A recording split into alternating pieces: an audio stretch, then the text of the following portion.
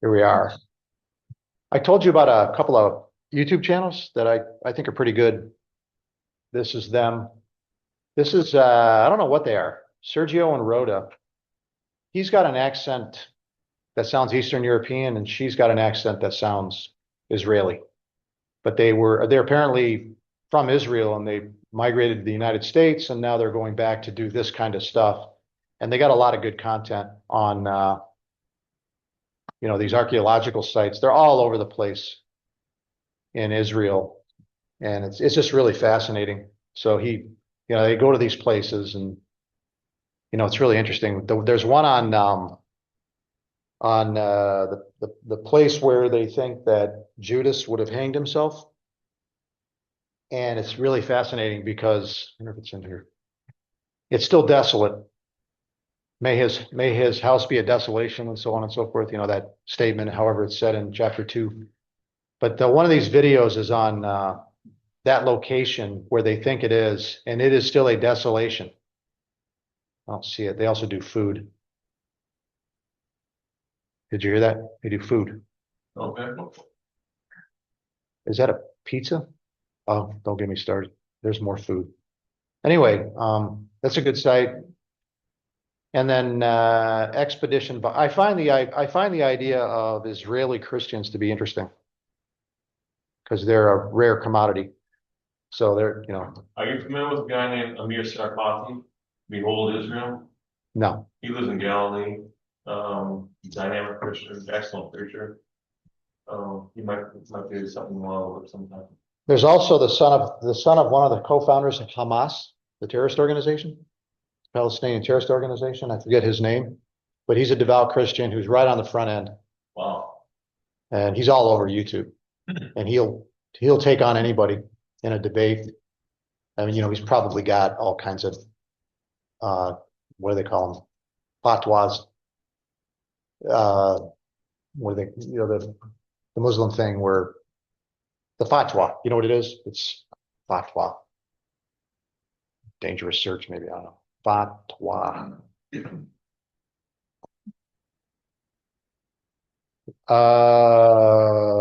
Let's see. They're not going to say it. Wikipedia, nice job covering it up. It's a death sentence.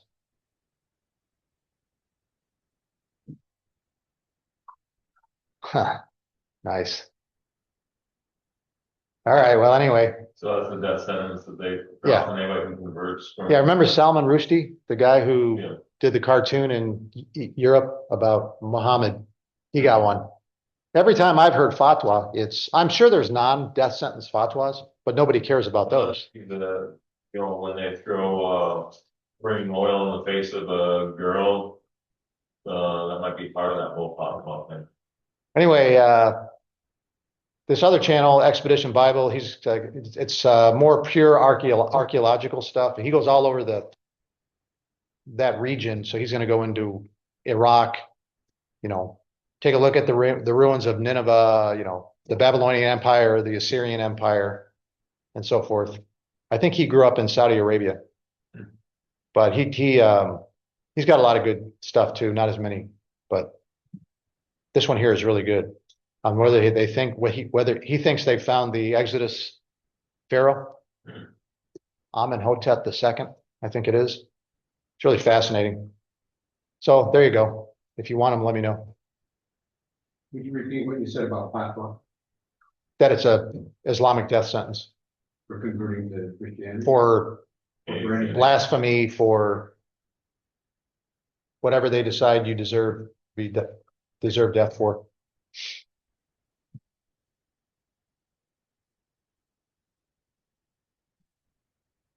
I'm sorry I even know what it is, but I do. Okay, I was thinking about this story of Jacob and Leah. Remember, that's the story, right? And it's the great exclamation point. How else do you capture the shock of Jacob except all you can do is put an exclamation point there. Let's see. The Great Deception. The gotcha. moment for Jacob. He sends in Leah. And Jacob thinks it's Rachel. And in the morning, behold, it was Leah. Right there. Exclamation point.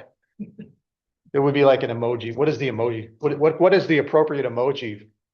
You know, the scowl face that would be for this situation, you know.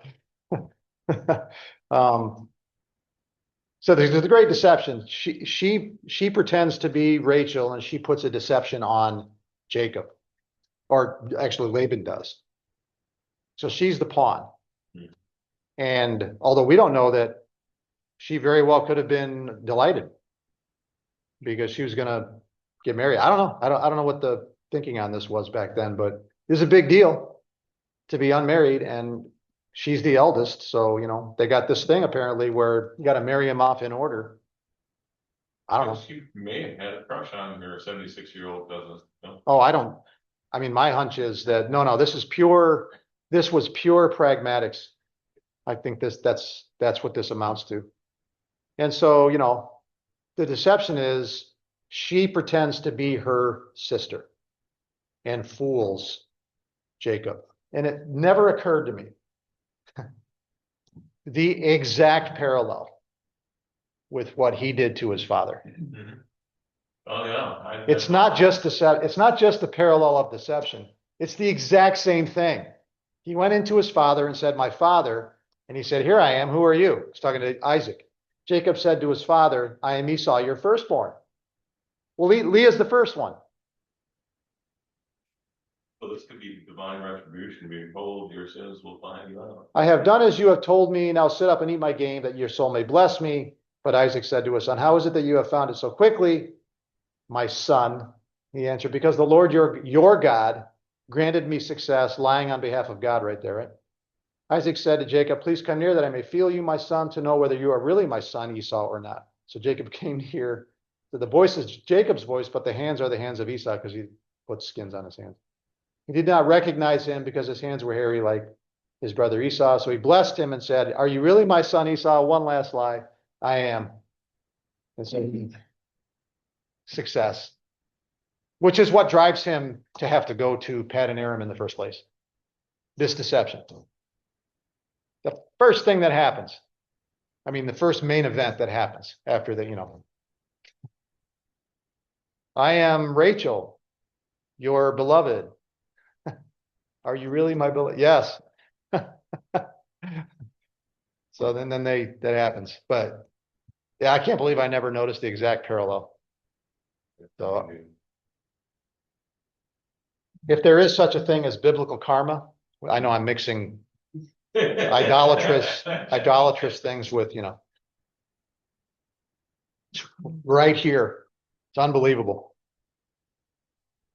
So that's that. We'll get back to Esau, I think, in the next chapter, maybe 2 chapters. I don't remember. Okay. And so we closed last time with very quick action after this event. But, you know, in chapter 21, after he served the 7 years for Rachel, "Hey, Laban, I can't help but notice that when I said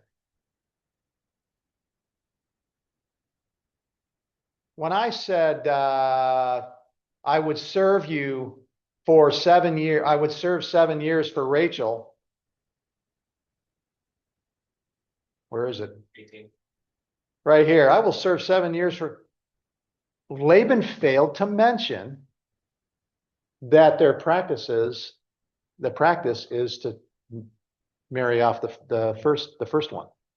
Oh, it slipped my mind. Oh, but now that you mention it 7 years later, oh, and it slipped my mind for all of 7 years. But he could have thought, well, I got 7 years to find a wife or a husband for Leah, then I don't have to deal with it. Oh, he knew exactly what he was doing. So That's the kind of guy he is. yeah, Well, and you know what? Laban is a lot like Jacob. Now it's going to happen fast. By the end, between 21 and 30, no, not 21 and 30. 31 and 35, by the end of 35, 4 of the 12 sons are born to Leah, including Levi and Judah. Before we even get out. So that's the whole, it starts out with this promising story of Jacob arriving and, all the stars are aligning. There's more idolatrous stuff I just said. It's all aligning for him, and he meets Rachel at the well, just like Abraham's servant met Rebecca at the well. The same well? Maybe it's the same well. I mean, I don't know how. I mean, you tend to hang around the wells when you find one, right? Doesn't quite go according to plan. It's the beginning of a deception, and by the end of the chapter, there are 4 of the 12 sons born to Leah. So you start the chapter expecting Rachel and sons, and you're going to end the chapter with the older sister, who you never knew about either, and 4 sons. So that's chapter 29. I don't have any more to say about that. So now you're thinking, all right, it'll be okay now. Now it's going to be smooth sailing. Everything's going to be great. He's going to, okay, sure. He's going to have 2 wives, not 1, right? And he's going to have Leah and Rachel, and they're sisters, so they're going to get along very well because they're sisters. Blood is thicker than water, right? And off we go. If I was going to list candidates for weirdest chapter in the Bible, one that could not have been made, chapters that could not have been made up because nobody would make them up. Chapter 30 of Genesis is on that list and very near the top, because you can't tell me that hundreds and hundreds of years later, when you're creating myths about the origins of your people, where you're the people of God, you're going to make this story up. There's just no way. So here we go. 1 through 13. We're going to do the whole thing. Oh, no, we're not. 1 through 8. When Rachel saw that Leah, bore Jacob, when Rachel saw that Rachel, bore Jacob no children, she envied her sister Leah. She said to Jacob, give me children, I shall die. Do wives today say that to their husbands? Some might. Well, first thing you got to do is you got to go to the fertility clinic and figure out who's to blame, I guess. I don't know. You kind of get the sense that this was the last, this had reached the boiling point, but that the pot had been simmering for a while. Jacob's anger was kindled against Rachel. So in chapter 1, he loved Rachel so much that 7 years passed like nothing, or chapter 29. But in chapter 30, his anger was kindled against Rachel, and he said, am I in the place of God, who has withheld from you the fruit of the womb? It must be about 5 years after they were married. Not a lot of empathy here. And has Leah been taunting her at that point? I mean, what they're is best friends? what is like this- those sisters and white Christmas sisters? what is the squabbling that's been going on between these two? And how many times has Jacob been in the middle of it? And, I don't see any empathy here. He's already got 4 kids. So from his perspective, the inheritance, he's got 4 boys. There's a girl coming, but he's got from the same one, Leah. He's got 4 boys, so the inheritance is taken care of. So how much does he I don't know. I don't know how much he would care at this point. And quite frankly, by this point, the sons of promise, if you will, have already been born.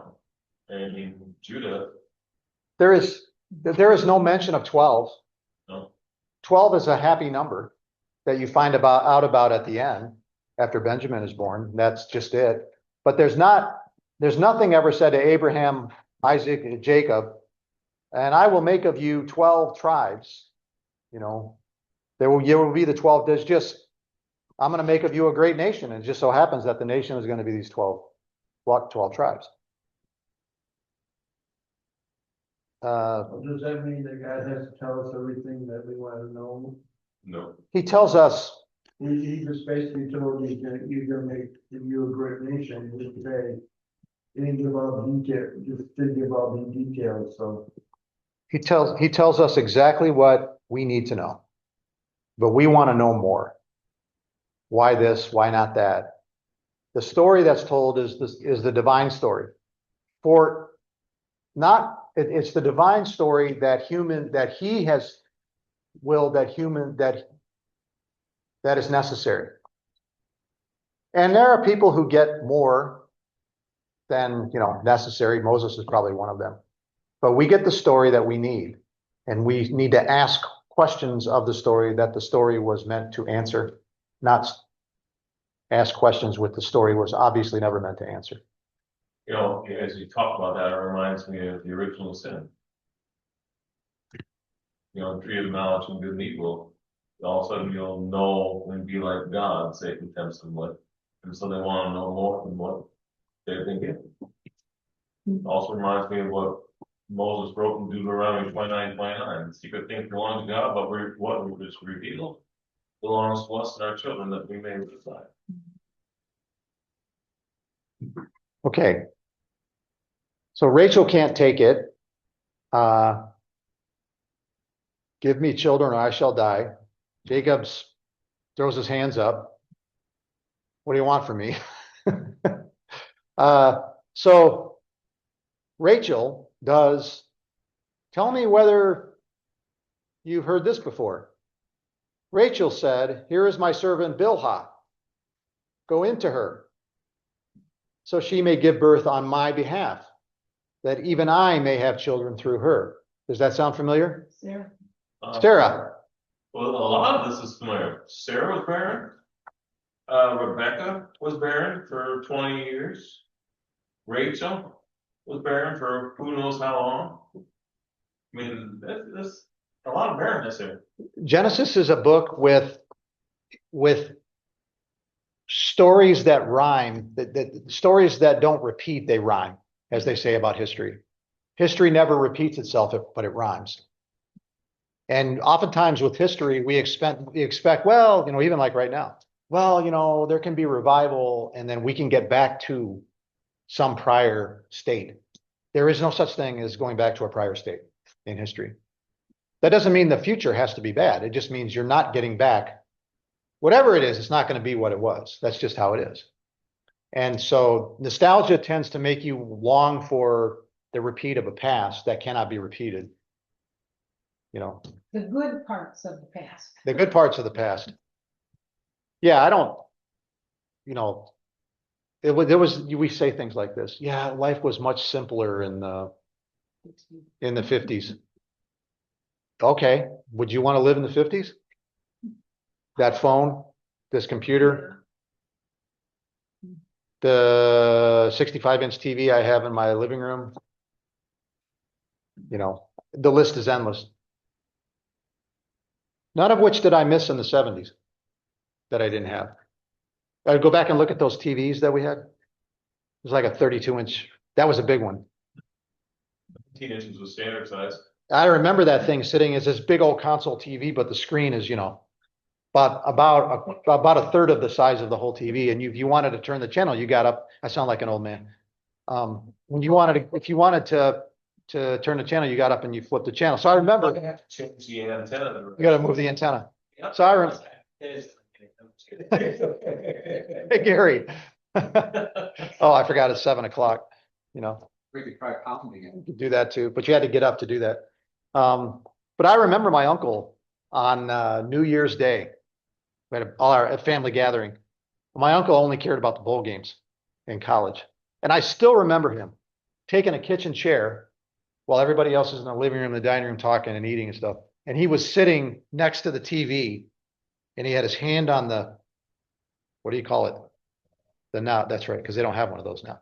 And he was switching back and forth between the Rose Bowl and he'd watch it for a little bit and then he'd go back. And it was just constant, I still remember that picture, probably because my dad was complained about it for the next week and a half. But I don't know why I'm talking about this. Well, we didn't very often have family gatherings on New Year's Day, so that we could focus on watching the games. She's got 2 TVs, 3, so she can watch 3 different games at the same time. My antenna TV wasn't working yesterday. See, hardship. Robert, fix that. Okay, so yeah, this is a repeat, a rhyme. Because Bilhah will not disappear. She will, not only will she not disappear, which one is the one that Reuben? We don't know. Yeah, we do. It might be the other one. Reuben was the son of Leah. I don't know. We'll get there. I was just listening to it when I was trying to fall asleep this morning and I already forgot it. So he just does it. He's silent. Exactly almost like Abraham wasn't quite silent, but he just does it. So she gave him her servant Bilhah as a wife, and Jacob went into her. I don't know why they translate things the way they do, but we're stuck with this word all through this chapter. And Bilhah conceived and bore Jacob a son. She has no voice in this story or any story in the Bible. Rachel said, God has judged me and has also heard my voice and given me a son. She seems almost as happy as if it really was her son. That's the dynamic of this kind of thing. Therefore, she called his name Dan, who will be the most repulsive tribe in Israel.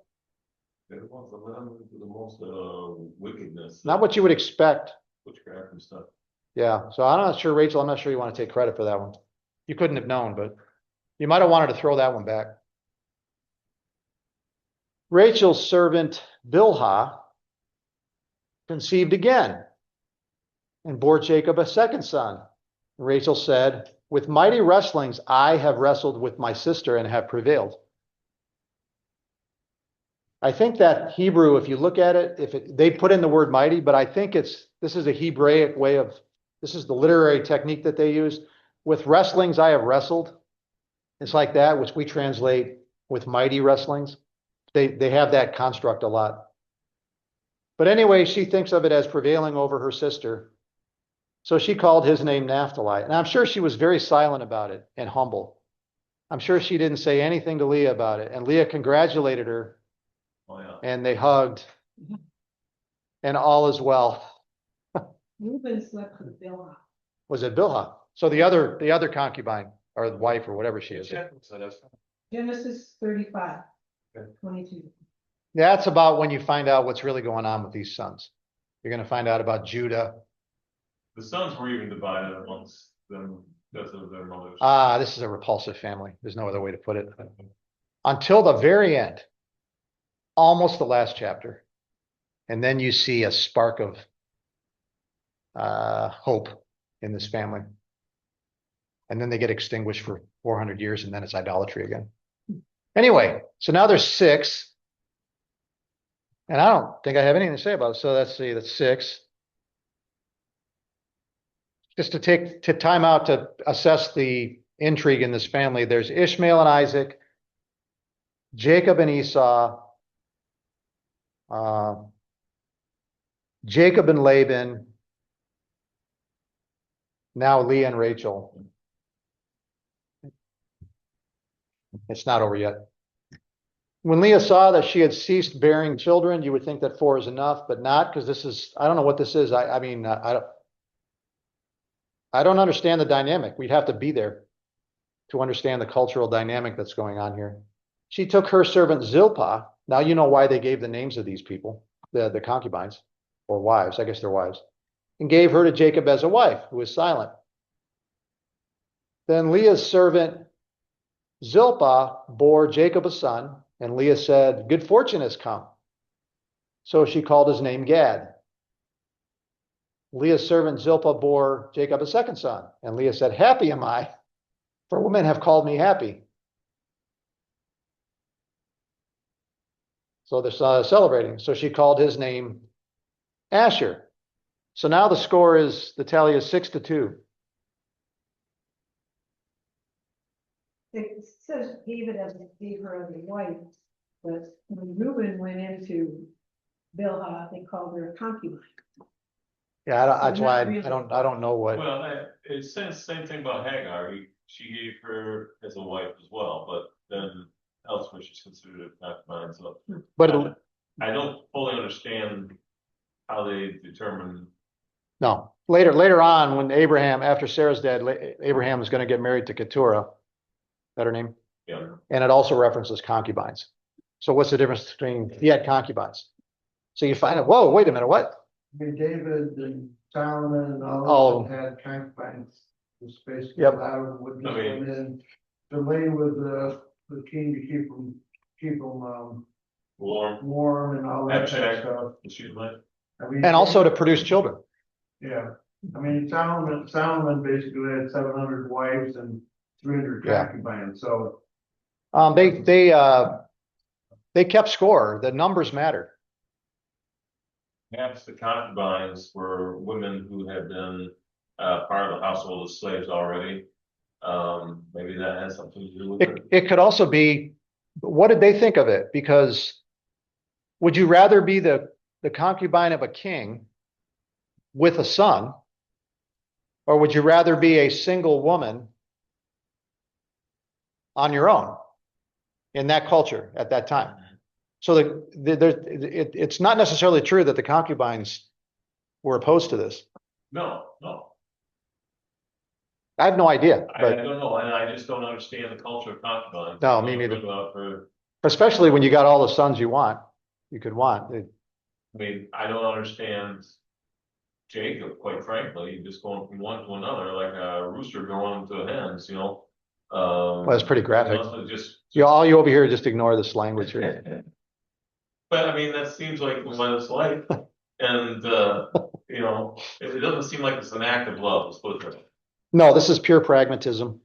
These children there's nothing to do. This is pure competition and status, probably status more than anything else between these two.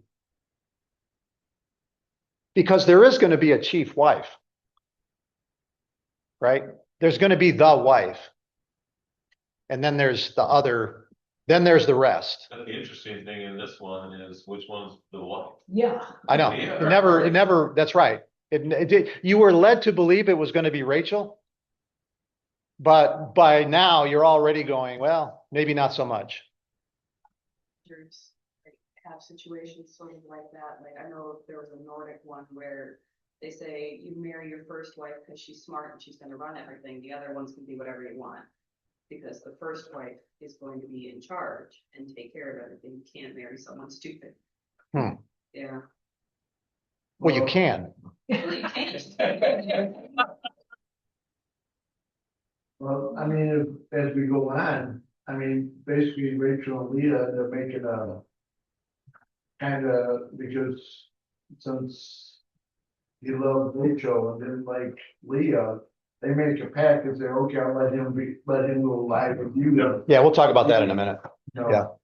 I was saving the Mandrake story for its own special.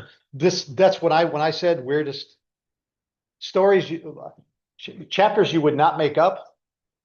We're not even there yet. You wouldn't make up what's gone on so far, but what's about to happen, it almost sounds like a Saturday Night Live skit. And We're almost to there, 'cause that's the very next. Yep. verse. All right, so now there's 6. Then there's. All right, let's do that. 8 now, by now there's 8. Oh, there's 8. There's 8 now. 8 of the 12. We got 8 of the 12 are born, and we're only, and we're not even, we're 9. We're only 13 verses into chapter 30. They just got married in the previous chapter, halfway through or something like that. Okay, so it's time for the Mandrake story. What is the Mandrake story? You may be asking. This is the Mandrake story. It's the only Mandrake story in the Bible, and it's really interesting. In the days of wheat harvest, Reuben, that's the firstborn of Leah, went and found mandrakes in the field. What year? We don't know. How old was he? We don't know. And he brought them to his mother Leah.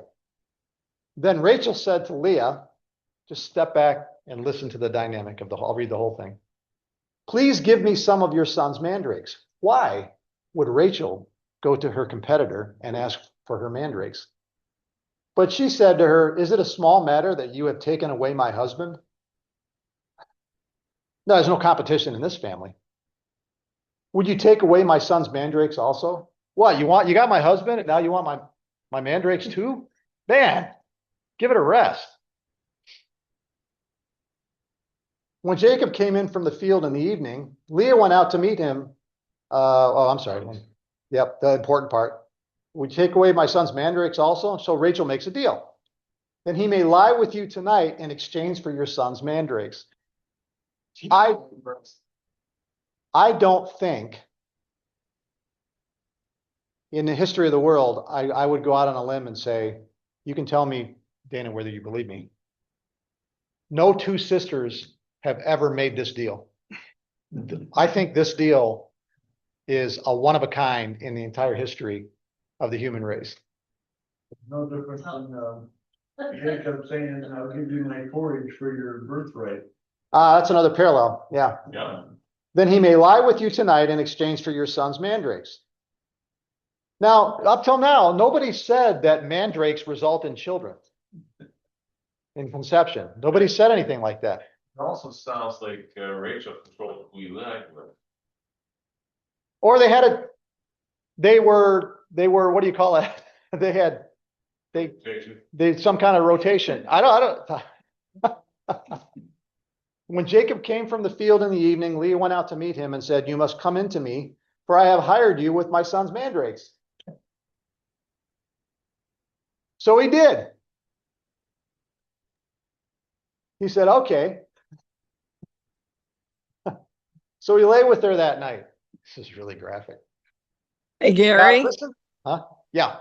I think that is a great example for anyone who thinks Mormonism with multiple wives is the right thing to do. I was thinking the exact same thing. Yeah, I was not going to be the first one to bring up that particular group. So Kay gets Sorry, but yeah, I get the star for that. Anyway, any 2 sisters are going to squabble over a lot of things. I can speak as a sister of 2, and we had no brothers. We had a lot of squabbles. In fact, we don't think alike at all. The only thing my sister and I can truly agree on is we neither one want to ever see a 3-story tall praying mantis. That's it. We disagree on absolutely everything else. We look alike, but we don't think alike. I think there's probably at least one person in this room that would love to see a 3-story tall praying mantis. Well, you wouldn't see it for long because it'd probably eat you. I'm just guessing. Maybe 3 people. I can't tell you how we came up with that. It's a long story, but that's it. That's it. All right. So he lay with her that night. God listened to Leah. So there's all this intrigue going on the ground. And then there's the divine action above, the divine narrative above, which is intervening at these moments.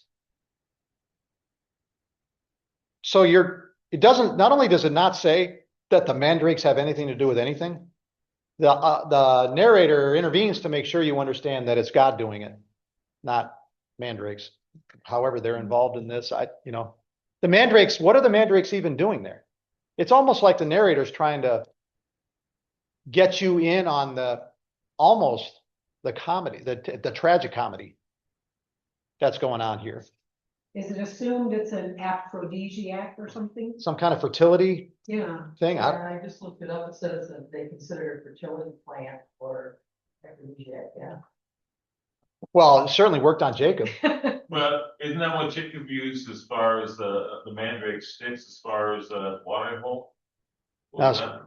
No, it's a root bed, it's a root plant. It's got I don't know. It's mentioned So it some wouldn't be a south. stick. Speaking of questions that the text was not designed to answer.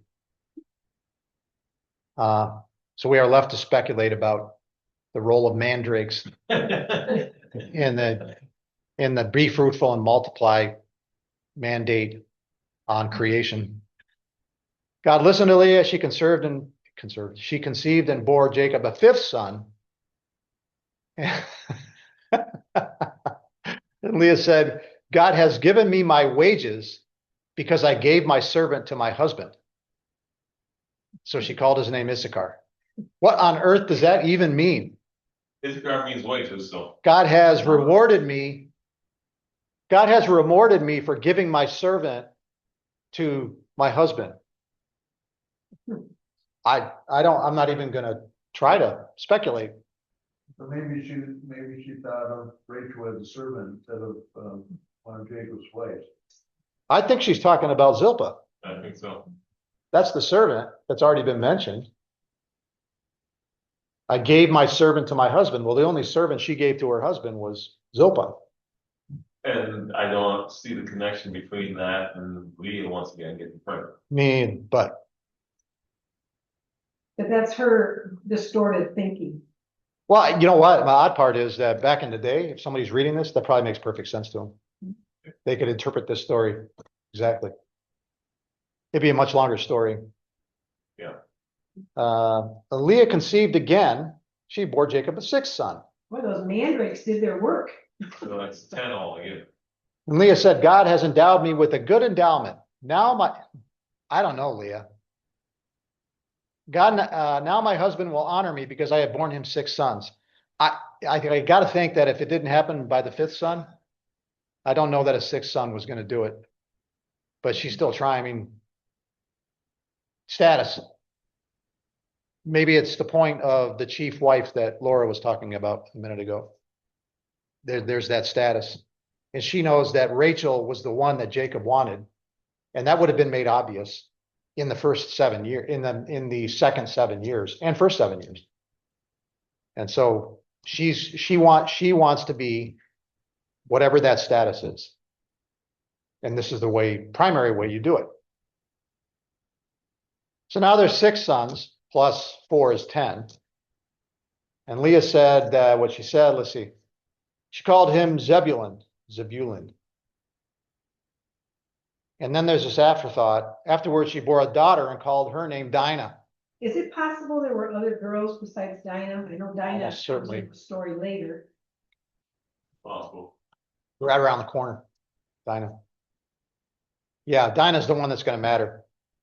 We need to know about Dinah. We don't need to know about any other daughters. So we don't find out about any others. It's also possible there weren't any daughters. I mean, Okay. and we just don't know. Scripture's silent. And there could be other servants besides Zilpah and Bilhah or whatever. Well, we're going to find out. These are the only 4 wives of Yeah, Jacob. but I mean, in terms of servants. Yeah, He had lots of servants. because it's going to be a condition. Laban's going to lay down a condition when they separate, when it ends badly for Laban. He's going to lay down a condition that you will not take another wife. Then God remembered Rachel. This is independent of any mandrakes or anything else. God remembers, so he intervenes again. The only time God intervenes in these events is to produce offspring. Because what is the story about? Why is this story here in the first place? Beginnings. The 12 tribes of Israel. That's the important part. It's just you would never expect this story. God remembered Rachel, and God listened to her and opened her womb. She conceived and bore a son and said, God has taken away my reproach. So maybe the 2 sons of Bilhah weren't quite the status accomplishment that she was hoping, because there's this reproach among women thing You see it in the New Testament. This is anachronistic because it's 2,000 years later. But Elizabeth, when she was barren, it's all over the Bible like this. Hannah in 1 Samuel. She says exactly that. It's taken away her reproach among men, I think is the way that she says it. God has taken away my reproach, and she called his name Joseph, saying, may the Lord add to me another son, which he will. All right. So by the time you get out of verse 21, 22, 24, whatever, you have 11 of the 12 sons of Israel. And Rachel didn't bear a child until all the other three wives apparently stopped bearing. And this seems to be, do I have anything to say? Kind of goes in parallel with Hannah too. And Lord, Sam. Yeah. Samuel. And there's some tension between her and the other wife of Samuel's dad, whose name Elkanah. Yeah. Extra credit if you know the other wife's name. It begins with a P, isn't it? Phoebe? I forgot. I can't remember. There goes Mike. The one that taunted her. Taunted Hannah because, and that's the story where Elkanah says to Hannah, when Hannah's distraught about having no children, in case you think he was leaning on her, why aren't you giving me children? You remember his response to her sadness? Am I in the place of God? That's Jacob's response. I have more value to you than many children. Oh, yeah. Yeah. What's the matter, Hannah? You have me. I don't do that. Yeah. What is it? And I. Peninah. You can't even spell it. Hananiah, there you go. Hananiah. Sorry, that was insulting. Hananiah. I spelled There's it. not a Hananiah. And then, Okay. Well, this birth of Joseph, do I have anything more to, I don't have anything to say about this. It kind of speaks for itself. What are you going to say? It's just so striking and colorful. And the story is slowed down. You get all this detail. What you see about Joseph is the name, because God's taken away my reproach. And it was a reproach to women of old not to bear children. Yeah. Now today, women just decide whether they're going to bear children or not. I mean, some are not able to, but many decide not to. Remember how this started? What was the first verse? In case you didn't wonder whether this was, give me children or I shall die. Yeah. And finally, 23, God has taken away my reproach. So she should have been going to God asking for children instead of to Jacob. Remember, this is the girl that's going to steal her father's household idols and take them with her. Yeah, all is not well in this family. The only thing they have going for them is God himself. All right, this event, Joseph's birth, is going to trigger, for whatever reason, why not earlier, I have no idea, but it's going to trigger in Jacob's mind, it's time to go back to Canaan. So it's the 14 years, whatever, it's the 2 sets of 7 years. As soon as Rachel had born Joseph, maybe he was waiting for Rachel to have a child, I don't know. Jacob said to Laban, send me away that I may go to my own country, my own home and country. Give me my wives and my children, for whom I have served you, that I may go, for you know the service that I have given you. See how far I want to go with this. 34. But Laban said to him, nothing's ever simple with Laban. As soon as Laban starts talking, you know there's a plot afoot. Laban said to him, if I have found favor in your sight, sure. I have learned by divination, magic, that the Lord has blessed me, that Yahweh, your God of Canaan, who seems to have followed you out of Canaan, he's arrived in my area, and all of a sudden, I'm getting rich. So I like your God. And as long as you're here, your God is going to continue to bless me. If I have found favor in your sight, I have learned by divination that the Lord has blessed me because of you. That's where the translation, the Lord, kind of falls a little bit, because it implies that Laban thinks of God as our word, Lord. But that's the name of God, Yahweh. That's a proper name. Name your wages and I will give it. Jacob said, okay, Jacob says, all right, I'm a master deceiver as well, so it's my time to shine. Jacob said to him, you yourself know how I have served you and how your livestock has fared with me. For you had little before I came, and it has increased abundantly. And Yahweh, my God of Canaan, has blessed you wherever I turn. But now, when shall I provide, or how shall I provide for my own household also? And he said, what shall I give you? And Jacob said, you shall not give me anything. Plot afoot.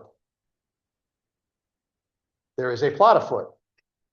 If you will do this for me, I will again pasture your flock and keep it. Maybe this is the only way you deal with a guy like Laban.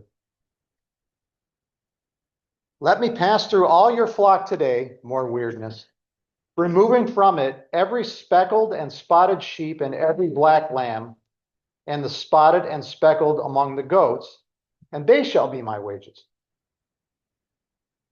So my honesty will answer for me later when you come to look into my wages with you. Did I get that right? Every one that is not speckled and spotted among the goats and black among the lambs, if found with me, shall be counted stolen. If you find a white one, you can assume I stole it and act accordingly. Laban said, good. Let it be as you have said. To Laban, how can I possibly go wrong? Those are in his mind, those are the defective ones, I think. So, yeah, you can have oh, that's your wages? Take all the defective ones you want. Purify my flock. But he's not done either. Now it's deceiver versus deceiver. Laban said, good, let it be as you have said. But that day, Laban removed the male goats that were striped and speckled, and all the female goats that were speckled and spotted, every one that had white on it, and every lamb that was black, and put them in the charge of his sons. I'll outsmart this guy. I'm going to remove all of those. So he's not going to get any of those either. And he set a distance of 3 days' journey between himself and Jacob pastured the rest of Laban's flock. Well, what is the rest of Laban's flock? All the white ones. Good luck, Jacob. What's it You can mean have- to white on it? What is that? I don't know. I mean, well, it just means basically they're white sheep, but they got speckled, and spurt, or the colors that go, Okay, just casually. So here you go, Jacob. You want all the speckled and spotted? You can have all the speckled and spotted out of this herd as you can, or is it a herd? What's a bunch of sheep? Wow. That's a flock of sheep? Okay. They're all gaggles to me. So that's the setup. And the question is, who is God going to side with here? What's going to happen? Well, we already know you have God over Abraham. Abraham was very rich in livestock and silver and in gold. And he journeyed on from the Negev, the south side of Canaan, as far as Bethel, to the place where his tent had been at the beginning, between Bethel and Ai, spelled Ai, to the place where he had made an altar at the first, and there Abraham called upon the name of the Lord. And Lot went with Abraham also had flocks and herds and tents, so that the land could not support both of them dwelling together, for their possessions were so great that they could not dwell together. Courtesy of God. That's Abraham. Isaac. After Isaac sowed in that land and reaped in the same year 100-fold, and Isaac sowed in the land and reaped in the same year 100-fold, the Lord blessed him, and the man became rich and gained more and more until he became very wealthy. He had possessions of flocks and herds and many servants, so much so that the Philistines, the natives, envied him. That's Isaac. Now, Jacob, what do you think is going to happen here? History doesn't repeat, but it rhymes. That's been a blessing. So I'll go ahead and read it because I don't have anything to say. I don't think I have anything to say more, but we can clean it up next week. Then Jacob, yeah, you thought the mandrake thing was weird. Then Jacob took fresh sticks of poplar and almond and plane trees, peeled white streaks in them, exposing the white of the sticks. And he set the sticks that he had peeled in front of the flocks in the troughs, that is, the watering places where the flocks came to drink. And since they bred, when they came to drink, the flocks bred in front of the sticks, so the flocks brought forth striped, speckled, and spotted. Okay. All right. For what, regardless of the method, Laban's plan is thwarted. A white flock is turning into a speckled and spotted flock. And Jacob separated the lambs and set the faces of the flocks toward the striped and all the black in the flock of Laban. So he's making sure the ones that he wants are the ones that are going to breed. He put his own droves apart and did not put them with Laban's flock. Whenever the stronger of the flock were breeding, Jacob would lay the sticks in the troughs before the eyes of the flock that they might breed among the sticks. But the feebler of the flock, he would not lay them there. So the feebler would be Laban's and the stronger Jacob's. So Laban decreases while Jacob increases. So he's not just prospering alongside of Laban. God is taking away from Laban and giving it to Jacob. And Laban's going to figure this out. Thus the man increased greatly alongside Abraham and Isaac, and had large flocks, female servants and male servants, and camels and donkeys. Increase your flock. How many years are we talking? We talk about 6 years. Just 6 or 7 years. Which, But I mean, the other thing to think about is that Rachel didn't give birth to her second child until there were Ariel left. So there was 6, 7 years between pregnancies. so now he's going to say, I don't know that do I have anything to say about this? No, we got it. Let's see. Now that's it. So I'm going to turn the page. We'll deal with it all at once. This is going to, somewhere in here, Jacob's going to figure out, I pushed my luck as far as I'm going here. I got to get out of here. And I can't do it by just going to him and saying I'm leaving. So he's gonna try to flee in the middle of the night, basically. And so that's the next chapter. So he flees from Canaan for deceiving Esau and cheating Esau out of his inheritance. So he increases by Esau. He adds by subtracting from Esau, and now he has to flee Paddan Aram because he adds by subtracting from Laban. History doesn't repeat, but it does rhyme. And that's where it's going the next time. So now he's stuck. He's got Laban on one side and he's got Esau on the other. And he's right in the middle.